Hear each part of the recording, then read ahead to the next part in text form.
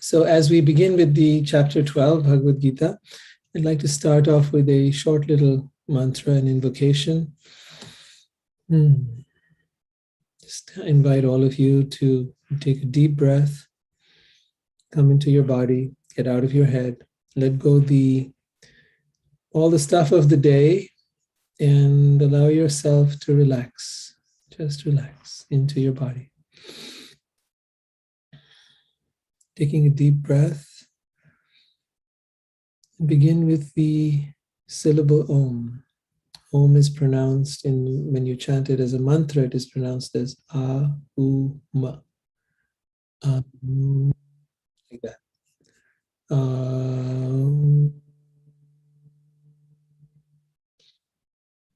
Deep breath.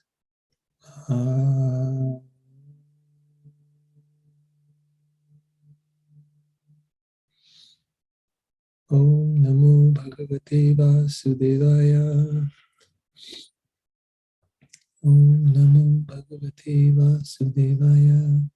So we begin the Bhagavad Gita chapter 12, discussing something very important. There is, in present time, I think all of you are familiar with the teachings of spirituality in the West, of Buddhism, of the Advaita philosophy, which has come through many yogis and many teachers into the Western world and into the Eastern world as well. In India, as well as in America, as well as in Europe, you'll find a great deal of yogis teaching. And much of the teaching that has been taught, either through Vedanta or through Buddhism, is about an impersonal understanding of God.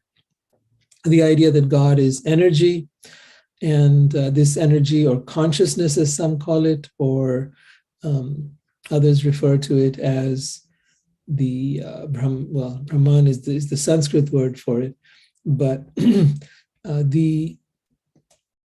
consciousness is the most popular word in the Western world. That this is what God is. Now, Krishna has been showing very clearly in the last 10 chapters that God is not just energy, but is also a being.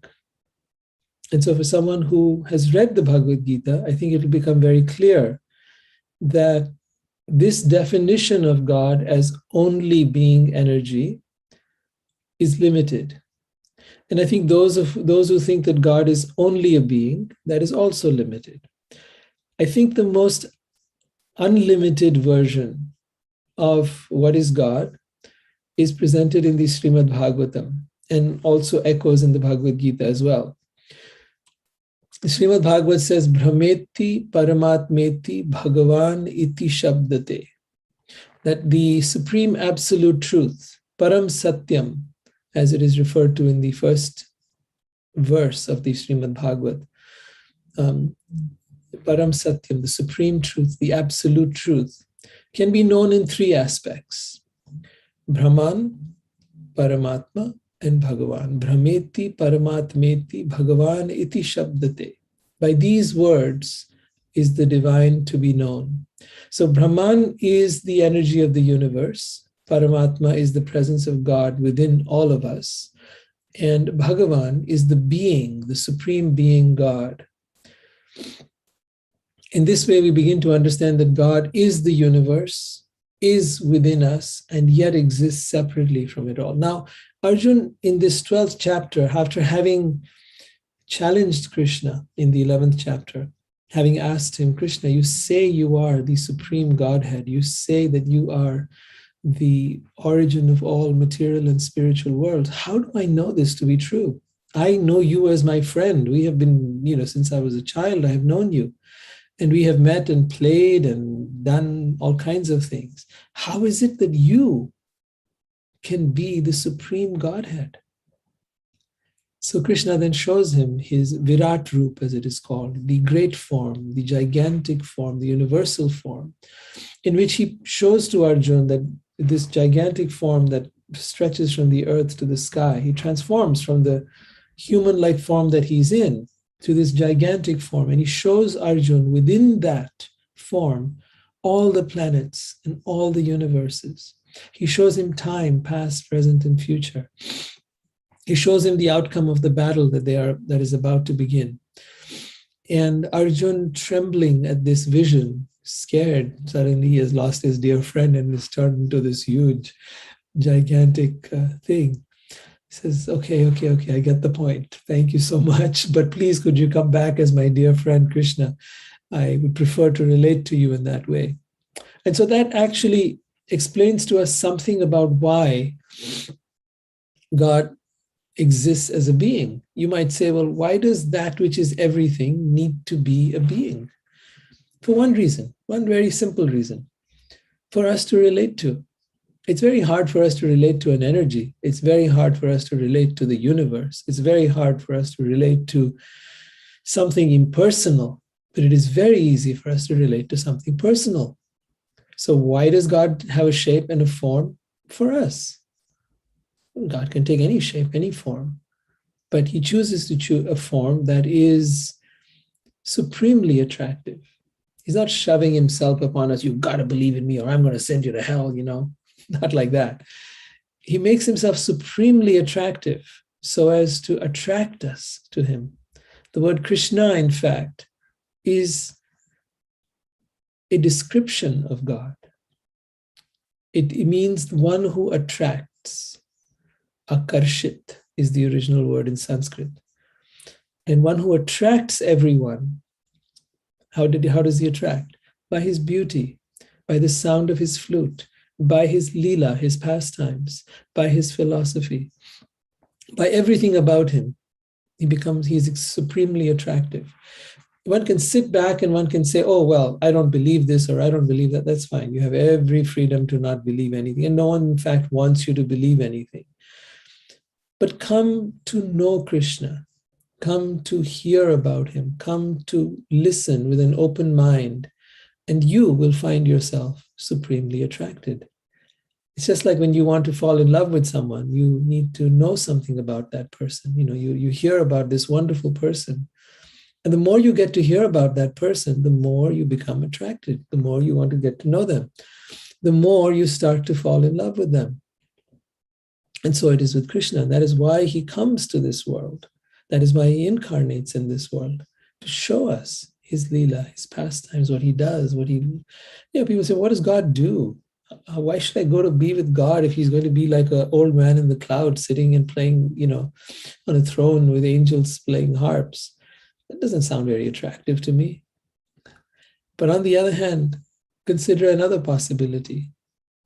God playing with his friends, running about in the fields, mimicking peacocks and the animals, dancing in the middle of the night, playing his flute as a musician, and everyone enraptured by his mischievous and playful pastimes. So this is an example of how God allures us to him. It is not through fear, but rather through love that we find ourselves on this path to God. It is not through some kind of punishment will come to me if I don't worship God. No. But at the same time, it's important to point out that one who comes on this path needs to come with a pure heart. Pure heart means someone who is sincere in wanting to know who is God, who am I, and what is this world? These are the key questions. And one who comes with a pure heart wanting to know these things will indeed receive their answers. Because the answers to these questions cannot be achieved when you have a motive. Devotion to God or an understanding of God needs to be pure. When I say pure of heart, I mean pure in your intention and your desire. Not if I know God, then he'll give me a lot of money, then he'll make me a rich man, and I will be able to enjoy the world unlimitedly. That's motive. So Krishna you can't impress him with your deeds or your prayers or any amount of things that you might do, because he has everything.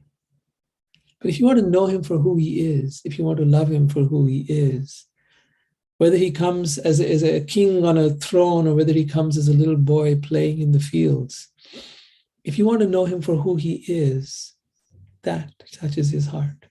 Because just like a rich man doesn't want you to love him because he's a rich man, or a powerful person doesn't want you to be his friend, just because he's the president or he's the owner of some big business. He wants you to be his friend for who he is, right? That's where friendship happens. That's where love happens. That's where relationship happens, when you want to know someone for who they are. And the same is here with Krishna. He wants you to know him for who he is, not because he's great, not because he's God. In fact, to all the people of Vrindavan, where he had his pastimes and his lila, they did not even know who he is. They loved him just the way he is. If ever he revealed himself to them, like there's a story where his mother Yashoda, finds young baby Krishna. He's just come back from playing, and she says, she sees there's dirt all over his face and his mouth. She says, "You've been eating dirt." And he says, "No, I have not been eating dirt." She can see it, right? So now he's clearly telling her a lie. So she says, "Okay, open your mouth, let me see."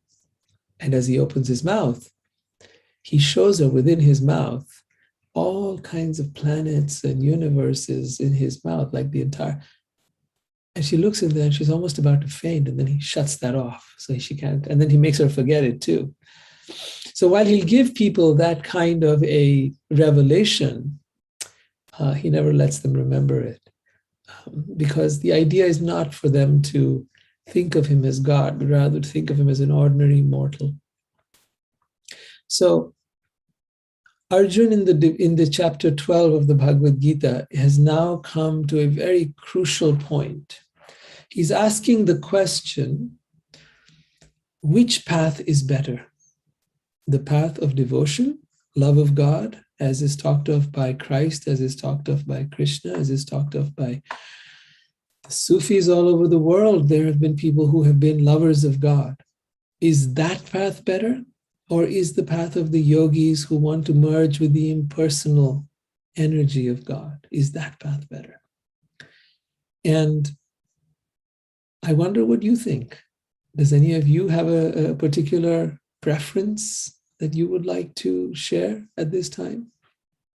Before we go into what Arjun has to say, I'd love to know what path has been more attractive to you and why.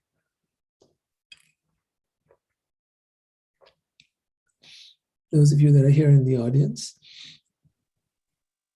have you had a particular path that attracted you? Yeah, for me, it's the path of yogi. Okay. And have you been practicing some kind of yoga? No, I haven't. I do meditate, but renunciation is something that attracts me. Okay. And that's what yogis do. And yeah, right. That's about it. Okay. Though renunciation is practiced on both sides. It's practiced amongst the yogis. It is also practiced amongst those who are engaged in bhakti. So now you'll come across something very, very unusual. As a yogi, I want you to keep an open mind. Is there anyone else who would like to share? Srinivas or Swati or Gabriel? Okay. I'm not going to push anyone to share, but that's entirely your choice. Okay. Arjun uvacha evam satata yukta ye bhaktastvam pariyupasate. So he's asking, which is considered to be more perfect? Those who are properly engaged in bhakti, devotional service, or those who worship the impersonal Brahman, the unmanifest? Which is better? Avyakta. Avyakta is the unmanifest. Either is the bhakta better, or those who are worshipping the avyakta, the impersonal aspect of the divine, the unmanifest. The manifest or the unmanifest. It's a very interesting question, because I'll hear a lot of Vedantists who will say, oh, the path of bhakti is actually very inferior to the path of Vedanta or the path of the yogis. Why? Because they believe in a form, and to believe in a form, that is for child's play. Real thing is meditation. And I don't deny that the real thing is meditation. Absolutely, 100% true. But the thinking that one path is superior to another, in my humble opinion, is an egotistical statement. The very thing that the Vedantist would like to avoid.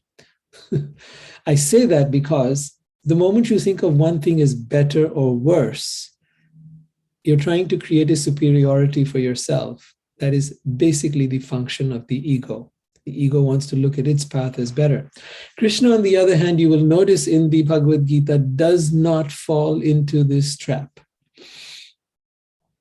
Sri Bhagavan Uvacha. Everywhere in the Bhagavad Gita, you will notice whenever Krishna speaks, it says Sri Bhagavan Uvacha. The word Bhagavan comes from Bhagyavan, one who possesses all bhagya, all good fortune. And good fortune is broken up as one who, by many scholars, as being the one who possesses all knowledge, who knows everything. Bhagyavan means the possessor of all bhagya, all good fortune. So all knowledge, all fame, all wealth, all beauty, all renunciation. Right? 6 qualities are mentioned for Bhagavan. Many people have posed themselves as Bhagavan. Bhagavan Sri Rajneesh was one of them. And there have been others who came along, men and women, who posed themselves as Bhagavan. But when you follow this litmus test, which says that Bhagavan is the possessor of all knowledge, like Krishna says in the Bhagavad Gita, Vedaischa sarvair aham aiva vedya. He says, I am the origin of all the Vedas, and by all the Vedas am I to be known. Right? Vedaischa sarvair aham eva vedya. So one who possesses all knowledge, one who possesses all wealth, everything belongs to him. Krishna says, I am the source. Aham sarvasya prabhavo matta sarvam pravartate. I am the source of all material and spiritual worlds. Everything emanates from me. The wise, knowing this, worship me with their heart. Okay? So again, that's not a claim that most of these people who've claimed to be Bhagavan have been able to make. The Gita specifically calls Krishna Bhagavan, Sri Bhagavan Uvacha. Krishna says here, those who fix their mind, he whose mind is fixed on my personal form, always engaged in worshipping me with great and transcendental faith, is considered by me to be most perfect. Shraddhaya parayo petas tame yuktatma mataha. Yukta Atma, the most perfect of souls. He says, this is what I consider to be most perfect. However, but those who fully worship the unmanifest, that which lies beyond the perception of the senses, the all-pervading, inconceivable, fixed and immovable, the impersonal conception of the absolute truth, by controlling the various senses and being equally disposed to everyone, such persons, engaged in the welfare of all, at last achieve me. So this is actually where he's going with this. He says both paths lead to him, and that both kinds of people, the yogi and the bhakta, finally attain him. Whether you attain him as the impersonal or you attain him as the personal, either way, you come to God.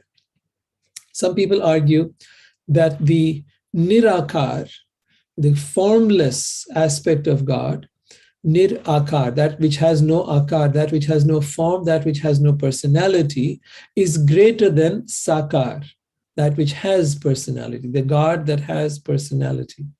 And this is often based upon a rejection of the human form, because we as human beings are limited, are fallible, we are weak, we have many, many flaws. So therefore, if God is also a being, therefore God would also be flawed. Therefore, God cannot be a being. That is the logical way of thinking. Unfortunately, there's a flaw in the logic. And that flaw is this, that God does not take a human form. It is a human-like form. Krishna says that I descend in this world millennium after millennium in my original transcendental form, which means he comes in a spiritual form, a divine form. And that is why you'll see that when Krishna is here in his Leela during the time when he came 5,000 years ago, he does not age. He comes up to the age of 16, and then he stops aging after that. And we can't say that about ourselves. We don't stop aging. We don't stay at the age of 16. How we wish we would, right? What was that famous song? Was it 16 till I die or 18 till I die or something like that? Who remembers? Wasn't it a famous singer? Bryan Adams, I think. Or was it someone else? I don't know. Swati, do you remember? Must be busy. All right. But yeah, we would all like to be eternally youthful. Krishna. No, sorry. I am busy and no, I don't know. You don't know the song? Mm-hmm. It's like a rock song. It was very popular once upon a time. Which tells you my age. I'm older than most of you, I guess. But yeah, the idea is that he is Nava Yovana, eternally youthful. And he demonstrates that when he comes out here. He does not age. Even though he lived up to being more than 100 years of age, he does not age. So when he comes in his original form, in his transcendent form, which is not subject to birth, death, old age, or disease. Even when he is born, he appears as a baby before his mother, but with earrings, with a necklace of gold, all this stuff. He doesn't come as a child normally would. And when his mother is scared, oh my God, Kans is, because they're in the prison at that time when Krishna is born, his parents have been imprisoned. The king has heard that their baby, this is Vasudeva and Devaki's baby, is going to kill the king, Kans. Vasudev's and Devaki's baby is going to kill the king, Kans. So Kans has taken them and put them in jail, and he has been killing all their children up till now. Krishna is their 8th child. So when Krishna is born, his parents are really worried. This magnificent child has appeared before us with this, it's decorated in all these incredible ways. We don't know what this being is, but we are terrified that he is going to be killed by the king. And at that moment, as they express their fear to Krishna in their prison house, Krishna appears before them as Vishnu, four-handed Vishnu, full standing form with 4 hands holding a club, a lotus flower, a conch shell, and the Sudarshan chakra, sorry. And he reassures them. He says, I am this child, and nothing can harm me. You do not need to worry. Now, go to put me in a basket and take me out of the prison. The doors will open and you can go across the river Yamuna. Take me to the town of Gokul, where another baby has been born, and exchange me with that child. And so his father, very scared because there are guards sitting outside the prison, puts baby Krishna into the basket, puts him on his head, and starts walking. Guards fall asleep, the doors of the prison open, and he walks right out, taking baby Krishna with him. And he goes across the river Yamuna and so on and so forth. The story is a long one, I won't get into it. But the point being that Krishna comes in his original transcendental form. And that's the part that many people don't understand. Krishna's form is, when we say eternal, full of Satchit Ananda, eternal, full of knowledge and full of bliss. So it is the form of divinity. and therefore it is not subject to the rules and laws of this world.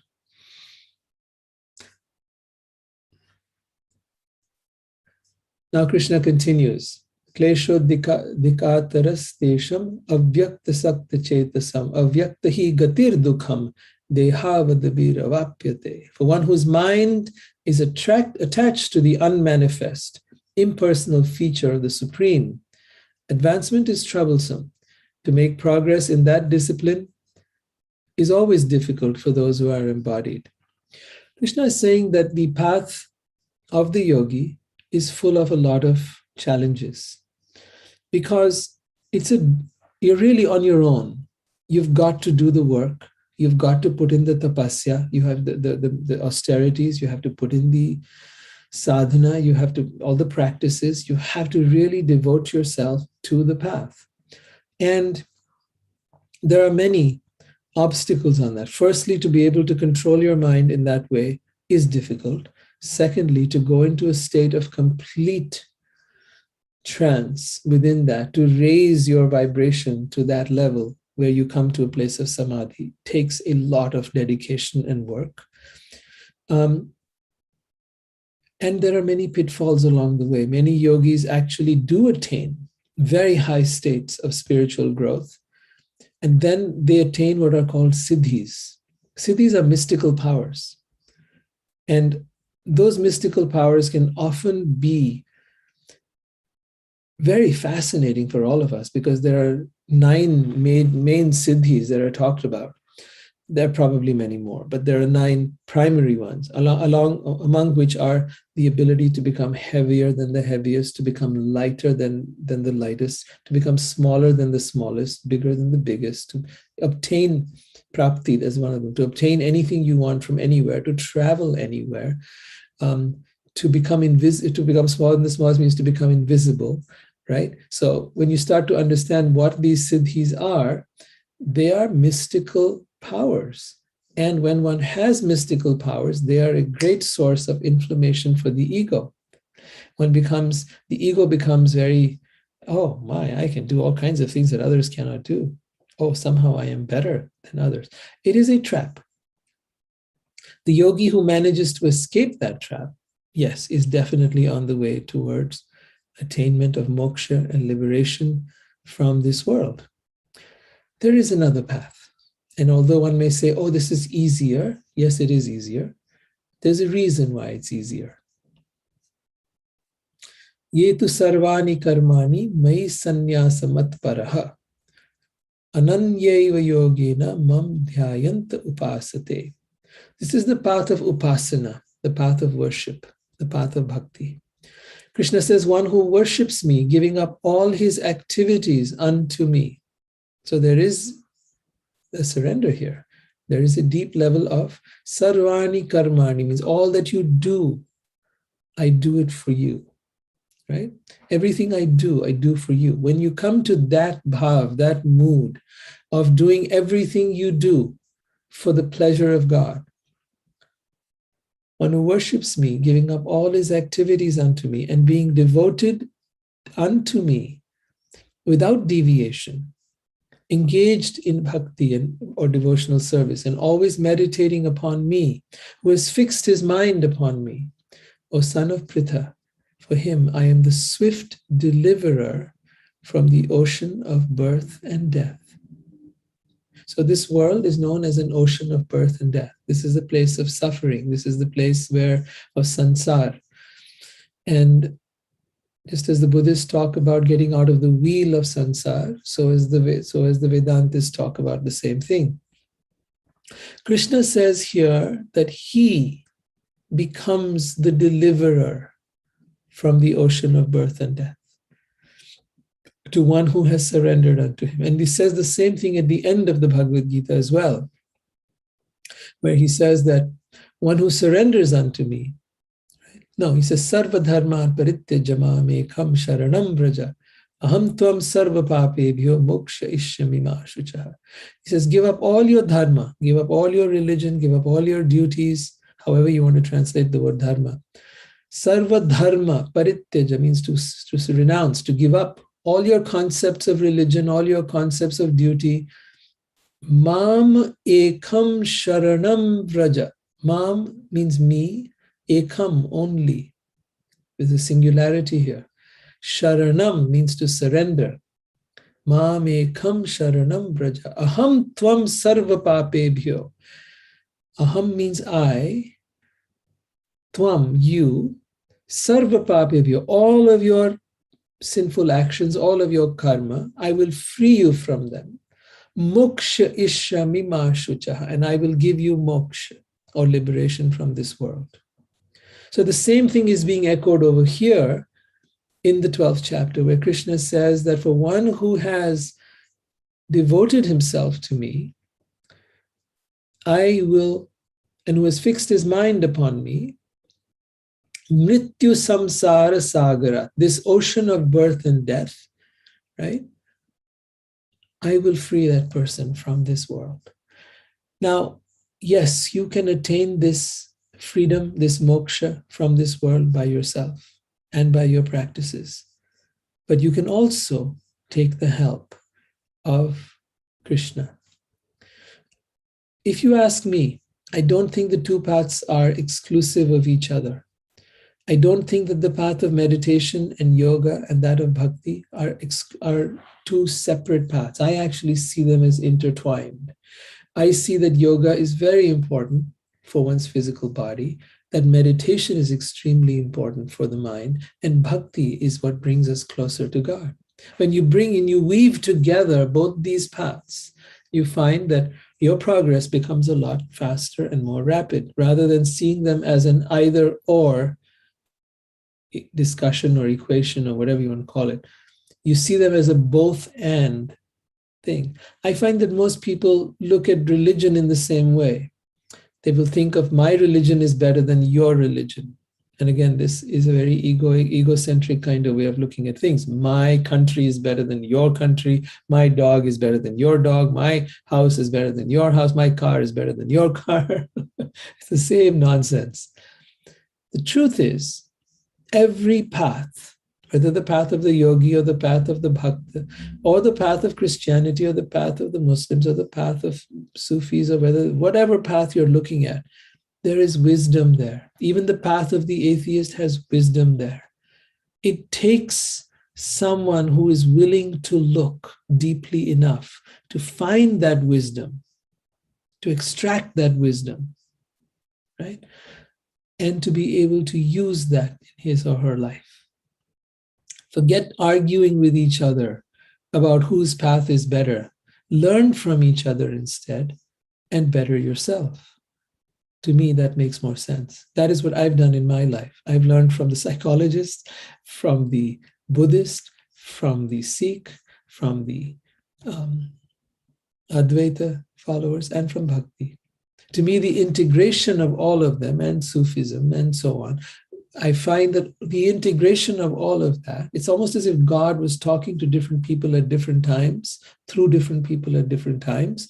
And when you bring together all of that, it's like a crescendo, it's an orchestra that is most pleasing to the ear.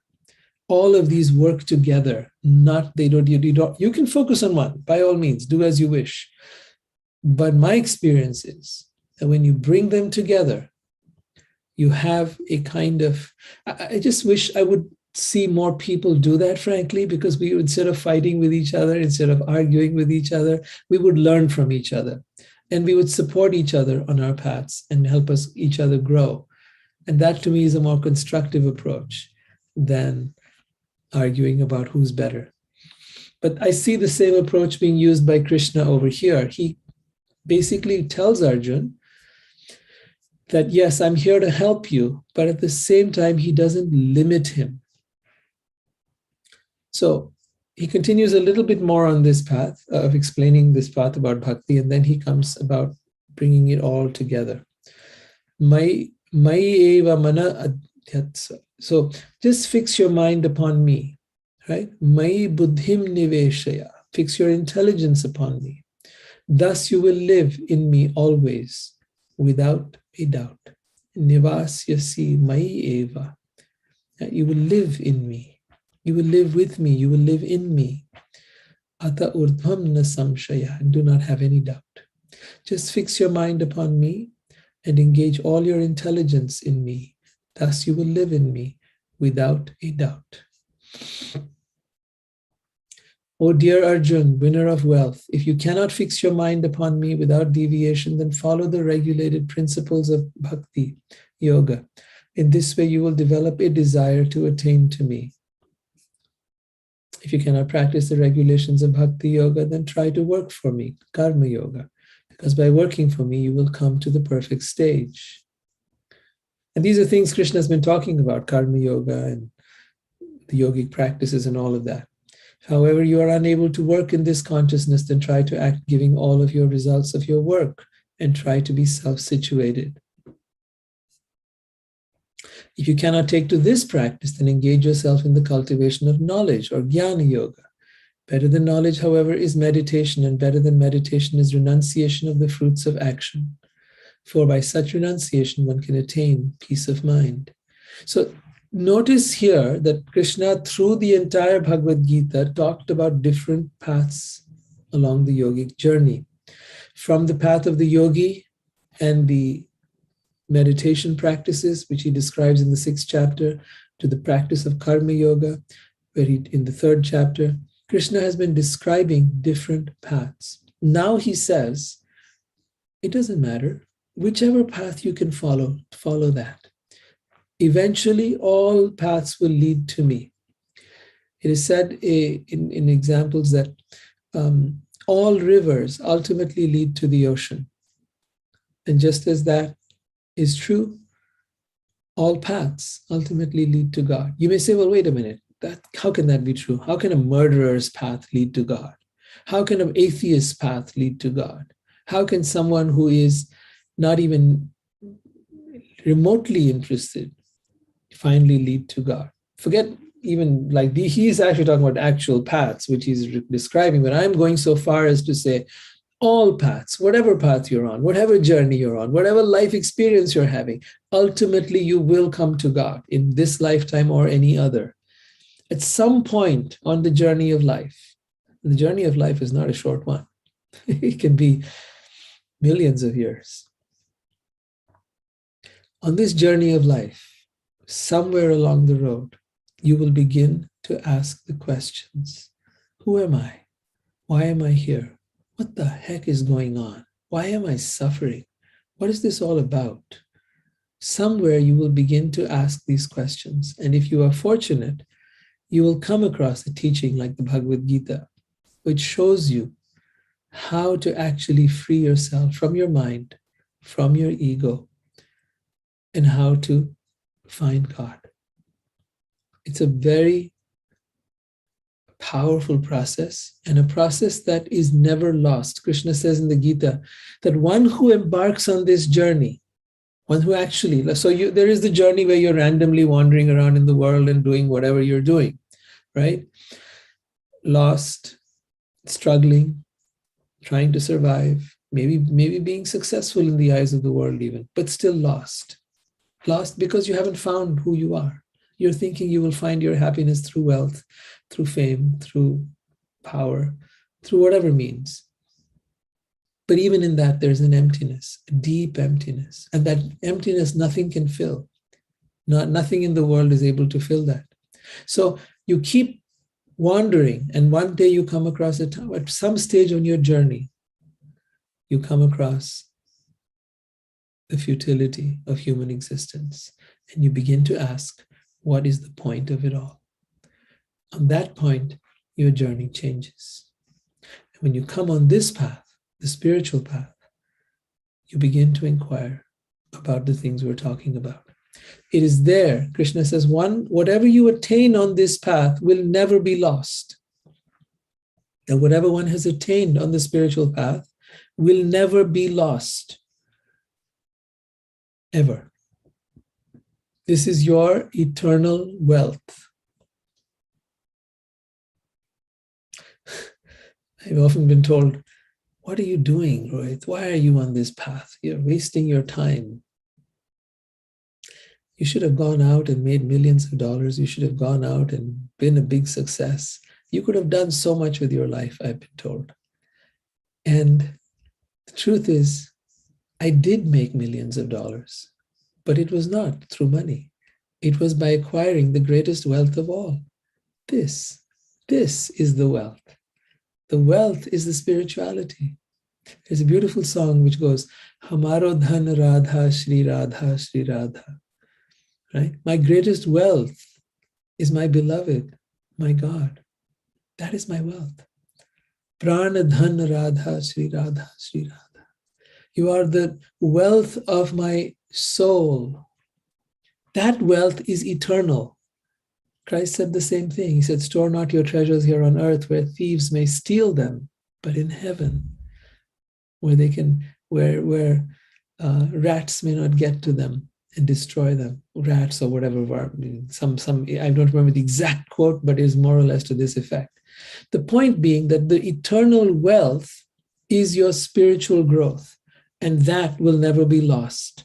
Not now, not at the end of this life, not at the end of hundreds of lives. It will always be yours. Whatever progress you make on the spiritual path will always be yours. But remember that progress is not just about sitting here and listening to the Gita. That's a start.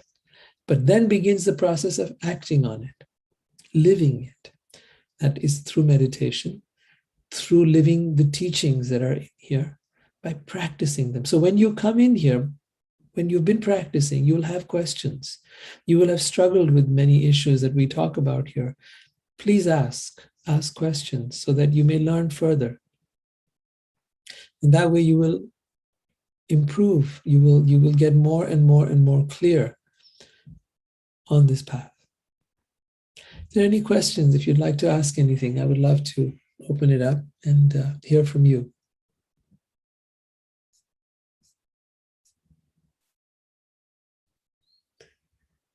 Is there any questions you might have?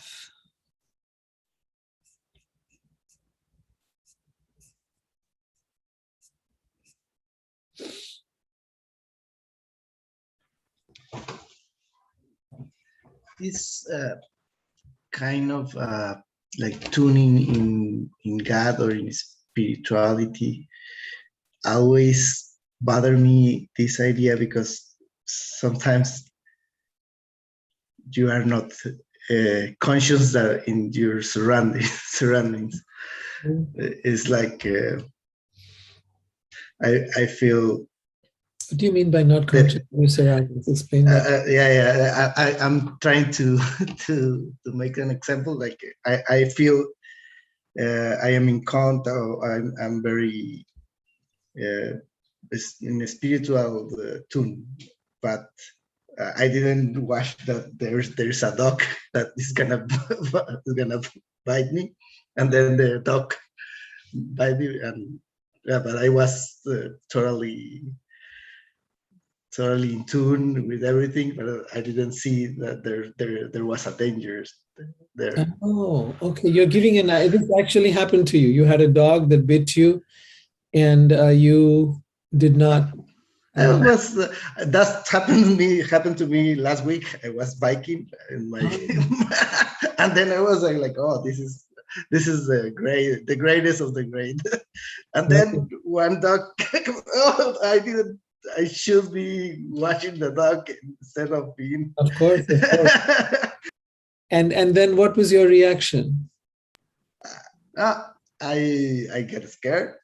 I didn't get angered with anything. I still with the same attitude, but the thing that I have, the dog that bite me didn't change. Yeah, it didn't bother me. It didn't bother me. That's amazing that I can. I feel amazing. Good about it. Yeah, but I feel like it's funny because something happened. I should be. But we're not. Got it. You see, the dog actually is very symbolic, what you're talking about. The dog represents the sufferings of this world. The sufferings of this world will happen to all of us, right? And our test, our challenge is to stay as you did, Gabriel. You stayed peaceful, you stayed calm. Okay. Now, of course, there may have been a shock in the first moment. In the first moment, there may have been, oh my God, what happened here? So that can happen. But to be able to bring yourself back to center, back to peace, that's the key. That's the way it works, right? See, there was a time where I remember in my own life where I would get upset about something, and then I would be upset for days about that thing, thinking about it. I should have done this. I should have not have done that. I should have said this. I should not have said that. And then there came a time where I didn't do that anymore, right? Where it happened. Okay, I did something wrong or I did something right? Someone said something to me that upset me or hurt me or whatever. My ego got a little ruffled up. And within a matter of moments, I was back again to a place of peace, back again to a place of harmony, back again to say, okay, what really happened out here? How can we work this out, right? This ability to recover and to make a different choice. See, there are two things, to react and to respond. To react is where something happens and now you react. You're out of control. And to respond is where you take a moment, maybe there is an initial response, a reaction, for a moment. And then, because that's your gut level instinct coming up. And then within a few moments, there is another point where you switch and you're able to respond in a way that is of your choosing, that is from your highest self, not from the ego's reaction. So what you exhibited was exactly that, right? Staying in that place of bewilderment, surprise, at the same time, peace. Wondering what happened suddenly to me. How come I responded in this way? You're on the path, my friend. That's why. Yeah, but I always, I have a situation like that I don't know. I had been having those situations, and for my friends or for my relatives, they say, "Oh, you are very distracted. You don't you don't pay attention," and that's why my mind is kind of. I shouldn't be that distractive. Are you distracted, or is that are you absorbed in something else? I was absorbed in contemplating everything around me, and yeah, I know that, but the other people see it different. They see it differently, right. Okay. How about any of the rest of you? Sai, Srinivas, any questions? So,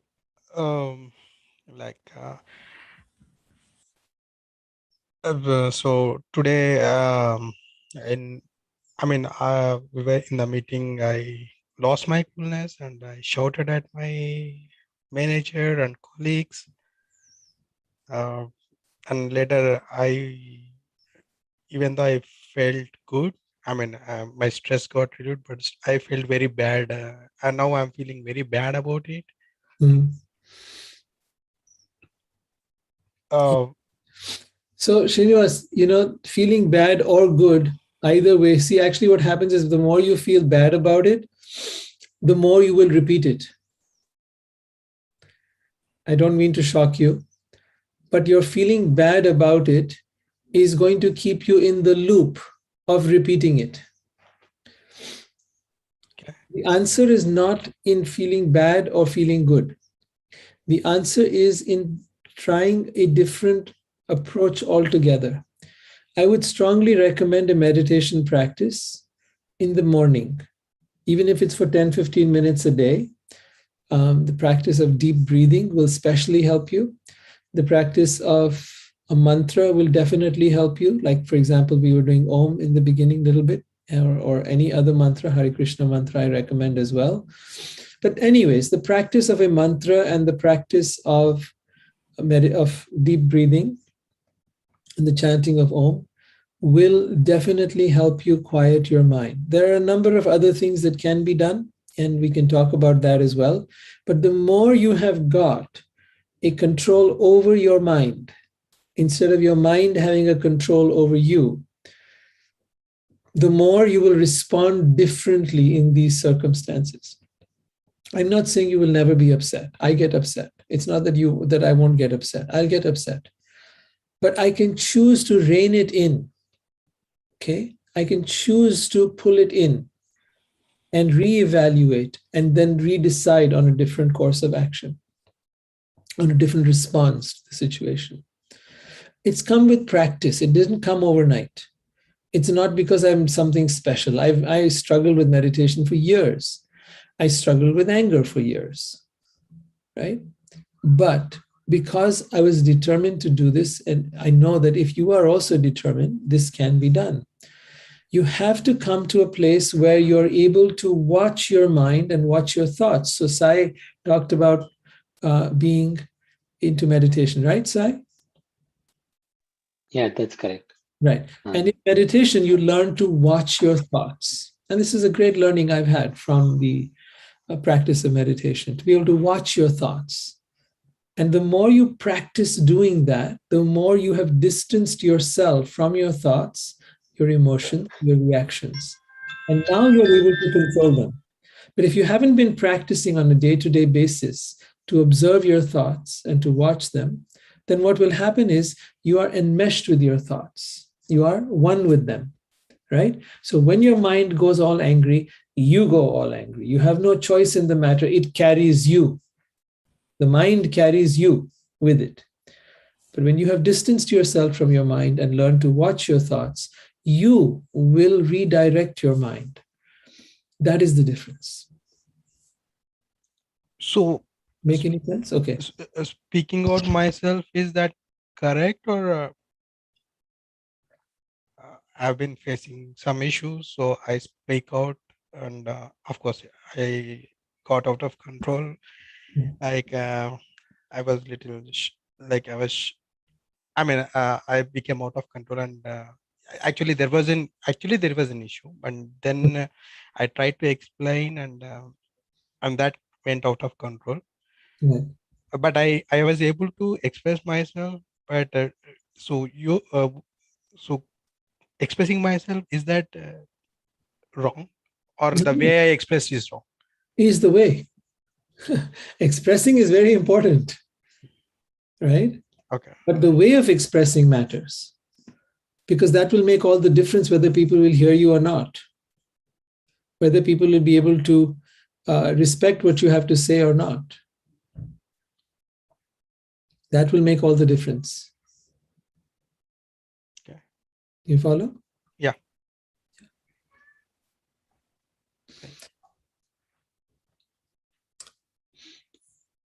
Sai, did you have any questions? Because this is a chapter that you came at the perfect timing for, by the way, as a yogi. This is a chapter where you will find a lot. This discussion is very relevant. Yeah, I don't have any questions.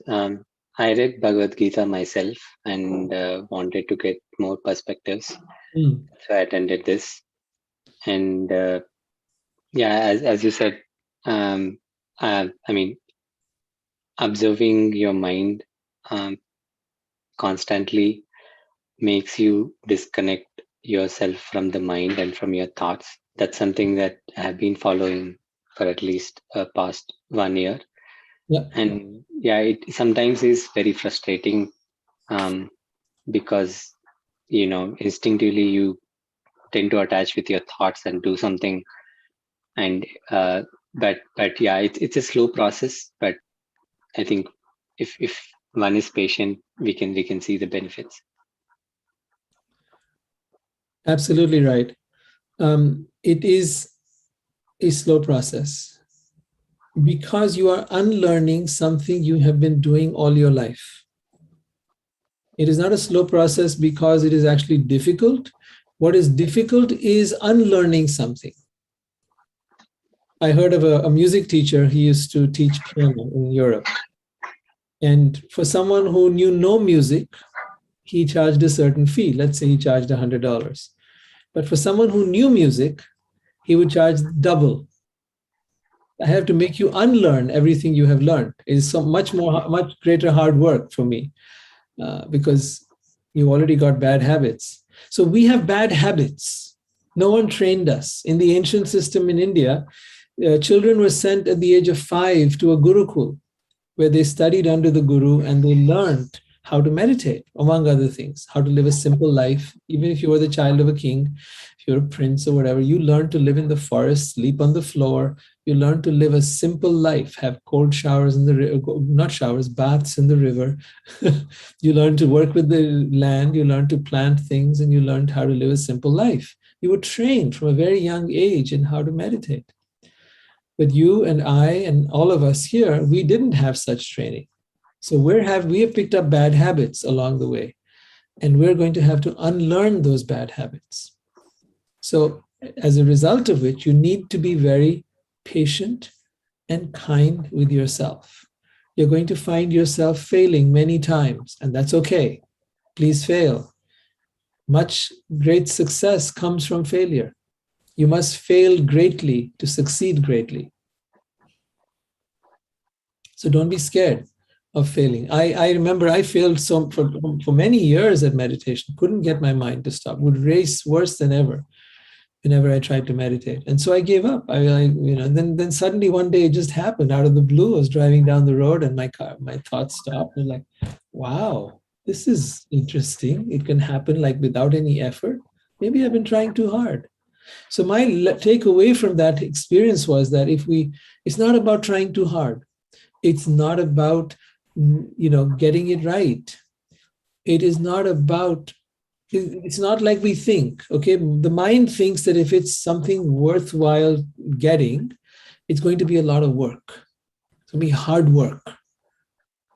And so we think it's like a mountain that it has to be climbed, but in fact, it's not. The process of being able to tame your mind or calm your mind is a process of relaxing. Relax into it. And the easiest, simplest way is take a deep breath.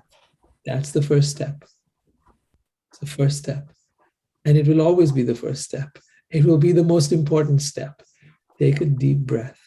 Deep breath means the air should go all the way down to your belly, not in your chest. If it's in your chest, then you're more prone to be anxious and fearful and worried. Let the air go down to your belly. If you have trouble doing that, lie down, put a book on your belly, and practice making that book go up and down. That's your first step. That's like the training wheels on a bicycle. So start learning meditation. I recommend that highly for you, Srinivas, and for those of you that want to practice. That's how you'll get to the place where you're trying to get to. Okay. Coming to the meditation, I know this. Many people might have asked this question, like you cannot control your thoughts, right? They keep on repeating more thoughts, and even though I don't want to think about it, let's say today I had an issue in my office, so when I sit for meditation, it's still my thoughts are going towards that. And so how did you, in the initial stages of your meditation, how did you overcome that? In the initial stages, I did not overcome.